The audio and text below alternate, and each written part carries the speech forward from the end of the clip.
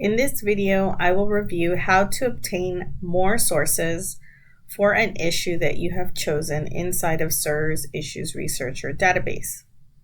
So I'm on the home page of the database, and listed at the top we have the trending topics. I'm going to just click one of these topics as an example. So I'll go to mental health. And on this leading issue page, we have the essential question, the pro, the con, and a few articles below. But if you want more sources for this particular issue, then you would click on this magnifying glass and link that says find more sources for mental health.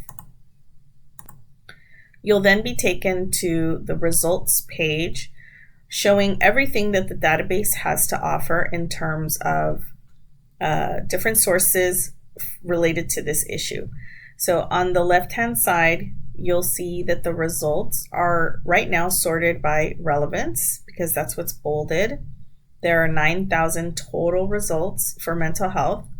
If you want, you can also sort by most recent, so what has been most recently published. Then below that, you'll see the different source types available related to this issue. So newspaper articles, magazine articles, images, books, web sources, government sources, scholarly journal articles, and other sources. And next to each is a number, and this is how many articles you can find for this particular source type. Right now, when you scroll down, you will see all 9,000 results. And so to see what source type you're looking at, you'll look at this little icon, and then the description is right next to it. This is magazine. This is a government source. This is an other source, etc., etc. So if you already know that you have to use a specific type of source for your research, for example, many professors require the use of scholarly journal articles, then you can simply select that source type by clicking on the link, and the results will update to only show you that particular source type. If you want to go back to the full list, you just click on the X to clear that filter, and then you'll see the full list of sources again, and you can select the next source that perhaps you're interested in looking at, and you will then just see the results for that source type.